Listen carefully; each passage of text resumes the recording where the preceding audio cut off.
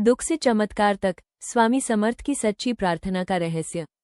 जब हर दरवाजा बंद हो जाए, जब रो रोकर भी कोई जवाब ना मिले, तब सिर्फ एक नाम पुकारो, स्वामी समर्थ। लेकिन क्या आपने कभी सही तरीके से प्रार्थना की है? आज जानिए वो रहस्य जो दुख को चमत्कार में बदल देता है। दुख की अंधेरी रात, एक छोटे से गांव में सीमा नाम की एक महिला रहती थी। उसका जीवन बहुत साधारण था, लेकिन दिल बहुत साफ था। उसके पति की नौकरी अचानक चली गई, घर में पैसे खत्म होने लगे, बेटा बीमार रहने लगा, उधार बढ़ता गया, हर दिन एक नई परेशानी, हर रात आंसुओं में गुजरती। सीमा भगवान से प्रार्थना करती थी, लेकिन उसके मन में हमेशा एक सवाल रहता, मैं रोज प्रार्थना करती हूँ, फिर भी मेरी सुनवाई क्यों नहीं हो रही? एक दिन वो मंदिर गई। मंदिर में स्वामी समर्थ की तस्वीर के सामने बैठी और फूट फूट कर रोने लगी। उसने कहा, स्वामी, मैं थक गई हूँ, अब मुझमें शक्ति नहीं बची। लेकिन उस दिन कुछ अलग हुआ। मंदिर में बैठे एक बुजुर्ग ने उसकी बात सुनी। उन्होंने मुस्कुराकर कहा, बेटी, तुम प्रार्थना तो कर रही हो, लेकिन सही तरीके से नहीं कर रही। सीमा चौंक गई। सही तरीका? क्या प्रार्थना करने का भी कोई तरीका होता है? बुजुर्ग ने कहा, हाँ, जब तक प्रार्थना दिल से नहीं, समर्पण से नहीं, विश्वास से नहीं होती, तब तक वो सिर्फ शब्द रहती है। सीमा के मन में हलचल शुरू हो गई। सच्ची प्रार्थना का रहस्य। अगले दिन सीमा फिर मंदिर गई। इस बार उसने रोना बंद किया। वो स्वामी समर्थ की तस्वीर के सामने बैठी, आंखें बंद की और पहली बार शिकायत नहीं की। उसने कहा, स्वामी, मुझे दुख से बचाइए नहीं, मुझे दुख सहने की ताकत दीजिए, मुझे रास्ता मत दिखाइए, मेरे साथ चलिए, मुझे चमत्कार मत दीजिए, मुझे विश्वास दीजिए। उसकी आवाज कांप रही थी, लेकिन दिल में पहली बार शांति थी। उस दिन से उसने 3 बातें शुरू की। हर सुबह 108 बार श्री स्वामी समर्थ का जाप। हर परेशानी में शिकायत नहीं, सिर्फ धन्यवाद। हर रात सोने से पहले पूरा समर्पण, जो होगा आपकी इच्छा से होगा। धीरे धीरे उसके मन का डर कम होने लगा। हालात अभी भी वही थे, लेकिन सीमा बदलने लगी थी। एक दिन अचानक उसके पति को नई नौकरी मिली, बेटे की तबीयत सुधरने लगी, उधार देने वाले भी नर्म हो गए। सीमा समझ चुकी थी, चमत्कार बाहर नहीं हुआ, पहले चमत्कार उसके अंदर हुआ था। दुख में स्वामी को कैसे पुकारे? अगर आपके जीवन में भी दुख है, अगर आप भी रो रो कर थक चुके हैं, तो आज से ऐसे प्रार्थना करें। जब भी बहुत दर्द हो, एक शांत जगह बैठ जाएं, मोबाइल दूर रखें, आंखें बंद करें, 3 गहरी सांस लें, फिर धीरे से बोले, श्री स्वामी समर्थ। अपनी समस्या बताएं, लेकिन बार बार नहीं, सिर्फ एक बार। फिर कहें, अब ये सब आपके हवाले, मुझे सिर्फ विश्वास चाहिए। रोना आए तो रो लीजिए, लेकिन अंत में मुस्कुराकर उठिए। याद रखिए, स्वामी समर्थ दुख खत्म करने से पहले दुख सहने की शक्ति देते हैं। जब प्रार्थना मांगने से बदलकर समर्पण बन जाती है, तभी स्वामी की कृपा शुरू होती है। और उस क्षण आप अकेले नहीं रहते, क्योंकि जहां विश्वास होता है, वहीं स्वामी समर्थ उपस्थित होते हैं। विश्वास की पहली परीक्षा। सीमा अब पहले जैसी नहीं रही थी। उसके चेहरे पर एक अजीब सी शांति थी, लेकिन जीवन हमेशा परीक्षा लेता है। एक दिन अचानक उसके पति की नई नौकरी में समस्या आ गई। सैलरी रुक गई, घर में फिर चिंता का माहौल बनने लगा।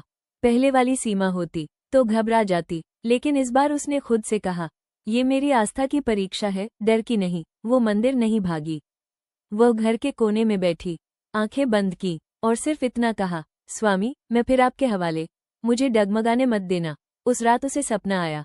सपने में स्वामी समर्थ दूर खड़े थे, कुछ बोले नहीं, बस देख रहे थे। सुबह उठते ही उसके मन में अजीब साहस था।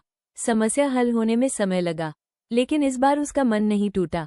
उसे समझ आ गया, सच्ची प्रार्थना तुरंत फल नहीं देती, पहले विश्वास को मजबूत करती है। समर्पण का चमत्कार। कुछ महीनों बाद सीमा ने एक और बात महसूस की। जब भी वो किसी की मदद करती, उसे अंदर से शांति मिलती।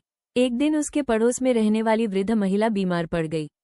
सीमा ने उनकी सेवा शुरू की, दवा लाई, खाना बनाया। उसने मन में कहा, स्वामी, अगर आप हर जगह हो, तो इनकी सेवा ही आपकी सेवा है। धीरे धीरे उसके घर में बरकत आने लगी, छोटे छोटे काम सफल होने लगे, पति की नौकरी स्थिर हो गई। सीमा को समझ में आया, प्रार्थना सिर्फ शब्द नहीं, प्रार्थना एक जीवन शैली है। जब इंसान दूसरों के लिए जीना शुरू करता है, तब स्वामी उसके लिए रास्ते खोलते हैं। जब मन फिर टूटने लगे, एक शाम सीमा बहुत थक गई थी। कभी कभी इंसान मजबूत होते हुए भी टूट जाता है। उसने सोचा, क्या सच में स्वामी मेरी सुनते हैं? संदेह धीरे धीरे मन में घुसने लगा, लेकिन तभी उसके बेटे ने आकर कहा, माँ, आज मैं डर नहीं रहा, क्योंकि आप कहती हो स्वामी हमारे साथ हैं। सीमा की आंखें भर आईं। उसे एहसास हुआ, उसका विश्वास सिर्फ उसका नहीं रहा, वो उसके परिवार की ताकत बन चुका था। उसने उसी क्षण फिर आंखें बंद की। स्वामी, मुझे कभी ऐसा मत बनने देना कि मेरे कारण किसी का विश्वास टूट जाए। दुख का असली अर्थ। समय बीतता गया। सीमा अब गांव की कई महिलाओं के लिए प्रेरणा बन चुकी थी। लोग उससे पूछते, तुम्हें इतना साहस कहाँ से मिलता है? वो मुस्कुराकर कहती, दुख से भागने से नहीं, दुख को स्वामी को सौंपने से। अब जब भी कोई परेशानी आती, वो घबराती नहीं थी। वो जान चुकी थी, दुख सजा नहीं होता, दुख तैयारी होता है। स्वामी पहले इंसान को भीतर से मजबूत बनाते हैं, फिर जीवन बदलते हैं। प्रार्थना जो जीवन बदल दे। अगर आप आज ये कहानी सुन रहे हैं, तो शायद आपके जीवन में भी कोई दर्द है, शायद आप भी रोज रोते हैं, शायद आपको भी लगता है कोई सुन नहीं रहा। लेकिन याद रखिए, प्रार्थना का मतलब बार बार मांगना नहीं है। प्रार्थना का मतलब है, स्वामी मैं हार गया, अब आप संभालिए। जब इंसान सच में हार मानकर स्वामी के चरणों में बैठ जाता है, तभी उसके जीवन का नया अध्याय शुरू होता है। और उसी क्षण से दिखाई न देने वाली कृपा धीरे धीरे अपना काम शुरू कर देती है। अंदर की आवाज। एक दिन सीमा सुबह बहुत जल्दी उठी। आसमान हल्का सा नीला था, चारों तरफ शांति थी। वह आंगन में बैठी और मन ही मन बोली, स्वामी अब मैं आपसे कुछ नहीं मांगूंगी, बस मुझे आपकी पहचान दे दीजिए। उसी समय उसके मन में एक विचार आया। डर बाहर की परिस्थिति से नहीं, अंदर की कमजोरी से पैदा होता है। सीमा को लगा जैसे यह विचार उसका नहीं था, जैसे कोई भीतर से उसे सिखा रहा हो। उस दिन से उसने हर नकारात्मक विचार पर सिर्फ एक नाम रखा, श्री स्वामी समर्थ। जब भी डर आता, वो तुरंत नाम जपने लगती। धीरे धीरे उसका मन स्थिर होने लगा। अब परिस्थितियां उसे हिला नहीं पाती थीं। लोग क्या कहेंगे? गांव के कुछ लोग उसका मजाक उड़ाने लगे। हर समय स्वामी स्वामी करती रहती है, देखते हैं कब तक चलता है इसका विश्वास। पहले उसे बुरा लगता था, लेकिन अब उसने प्रतिक्रिया देना बंद कर दिया। वो मुस्कुराकर सिर्फ इतना कहती, जिसे सहारा मिल गया हो, उसे साबित करने की जरूरत नहीं होती। एक दिन वही लोग उसके पास सलाह लेने आए। उनके घर में भी समस्या शुरू हो गई थी। सीमा ने उन्हें कोई बड़ा उपदेश नहीं दिया, सिर्फ इतना कहा, रोना है तो रो लो, लेकिन रोते रोते नाम मत छोड़ना। धीरे धीरे गांव में एक बदलाव आने लगा। लोग शिकायत कम और प्रार्थना ज्यादा करने लगे। सबसे कठिन क्षण, जीवन की सबसे बड़ी परीक्षा अचानक आती है। एक दिन सीमा के पति को गंभीर दुर्घटना हो गई। पूरा घर हिल गया। अस्पताल का माहौल, डर, अनिश्चितता। इस बार सीमा के पैर कांप रहे थे। उसने आईसीयू के बाहर खड़े होकर दीवार पकड़ ली। आंखों से आंसू बह रहे थे। वह बोली, स्वामी अगर मेरा विश्वास सच्चा है तो मुझे टूटने मत देना। उसने इस बार चमत्कार नहीं मांगा, सिर्फ शक्ति मांगी। डॉक्टर इलाज कर रहे थे। समय धीरे धीरे बीत रहा था, लेकिन सीमा अंदर से अजीब तरह से शांत थी, जैसे कोई उसे थामे हुए हो। शक्ति का अनुभव। कई घंटे बीत गए। डॉक्टर बाहर आए। उन्होंने कहा, स्थिति अब नियंत्रण में है। सीमा की आंखें बंद हो गईं। उसने गहरी सांस ली। उसने महसूस किया, डर अभी भी था, लेकिन उसके ऊपर विश्वास खड़ा था। उस दिन उसे समझ आया, स्वामी हमेशा परिस्थिति नहीं बदलते, कभी कभी वे इंसान को इतना मजबूत बना देते हैं कि परिस्थिति छोटी लगने लगती है। नई शुरुआत। कुछ महीनों बाद जीवन फिर पटरी पर आने लगा। सीमा अब सिर्फ अपने परिवार तक सीमित नहीं थी। वो हर गुरुवार मंदिर में बैठती, लोगों की बातें सुनती, उन्हें प्रार्थना का तरीका सिखाती। वो कहती, पहले मन शांत करो, फिर समस्या बताओ, फिर पूरी तरह छोड़ दो। बार बार पकड़ोगे तो समर्पण अधूरा रहेगा। लोग उसके शब्दों में सच्चाई महसूस करते थे। अब सीमा समझ चुकी थी, दुख खत्म नहीं होता, लेकिन दुख का असर खत्म हो सकता है। अदृश्य साथ। एक रात वो अकेली बैठी थी। चांदनी हल्की हल्की चमक रही थी। उसने आंखें बंद की। कोई आवाज नहीं थी, कोई सपना नहीं, कोई संकेत नहीं। फिर भी उसे लगा, वह अकेली नहीं है, जैसे कोई अदृश्य शक्ति उसके आसपास है। उसने धीरे से कहा, स्वामी अब समझ गई हूँ, आप दिखाई नहीं देते, लेकिन छोड़ते भी नहीं। उसके चेहरे पर गहरी शांति उतर आई, और उसी शांति के साथ उसके जीवन की यात्रा आगे बढ़ती रही। सेवा ही सच्ची साधना। अब सीमा की जिंदगी में एक नया अध्याय शुरू हो चुका था। वो समझ चुकी थी कि केवल नाम जपना ही काफी नहीं, नाम को जीवन में उतारना भी जरूरी है। हर गुरुवार वो मंदिर में दीप जलाती, लेकिन अब उसकी प्रार्थना बदल चुकी थी, स्वामी मुझे ऐसा बनाइए कि मैं किसी के काम आ सकूं। धीरे धीरे उसने गरीब बच्चों को पढ़ाना शुरू किया। किसी के घर में राशन नहीं होता तो मदद करती, किसी को अस्पताल जाना होता तो साथ जाती। लोग पूछते, तुम्हें इतना समय और शक्ति कहाँ से मिलती है? वो मुस्कुराकर कहती, जब मन का बोझ स्वामी को दे दो। तो हाथ खाली हो जाते हैं सेवा के लिए, उसे महसूस हुआ। दुख में की गई प्रार्थना अब दूसरों के सुख का कारण बन रही है। अहंकार की छाया, लेकिन एक दिन उसके मन में एक हल्की सी भावना आई। अब लोग मेरी इज्जत करते हैं, सब मेरी बात सुनते हैं। यह विचार बहुत छोटा था, लेकिन खतरनाक था। उसी रात उसे बेचैनी हुई, मन अशांत हो गया। वो समझ गई, यह अहंकार की शुरुआत है। वो तुरंत स्वामी की तस्वीर के सामने बैठ गई। स्वामी, अगर मेरे अंदर घमंड आ जाए तो मुझसे सब छीन लेना, लेकिन मुझे आपसे दूर मत करना। उसकी आंखों से आंसू बहने लगे। अगली सुबह उसका मन फिर हल्का था। उसे एहसास हुआ, प्रार्थना सिर्फ दुख में नहीं, सफलता में भी जरूरी है। जब जवाब देर से मिले, एक दिन गांव की एक लड़की गंभीर बीमारी से जूझ रही थी।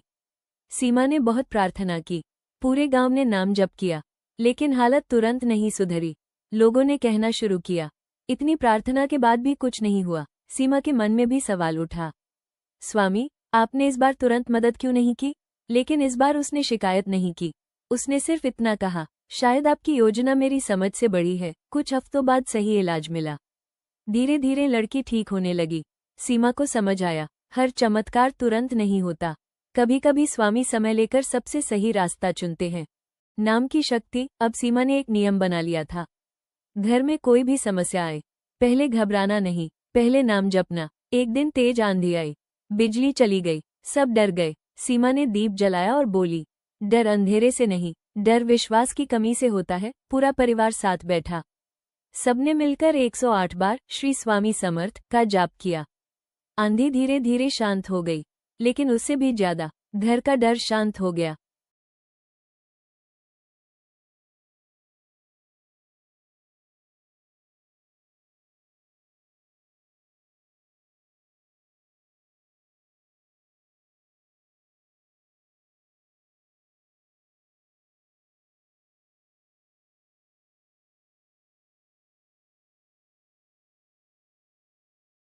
भीतर का परिवर्तन। साल बीतते गए।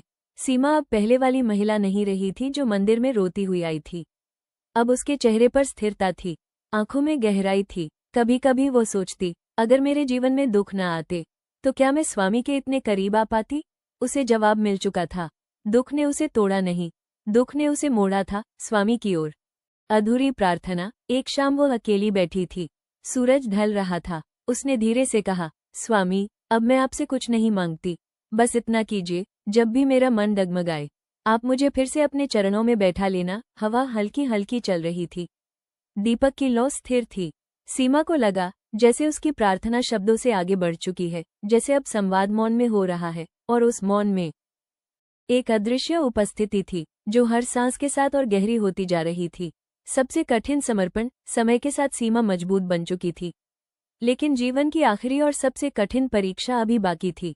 एक दिन डॉक्टरों ने बताया कि सीमा को गंभीर बीमारी है। ये सुनते ही पूरा परिवार हिल गया। जिसने सबको हिम्मत दी, आज वही परीक्षा में थी।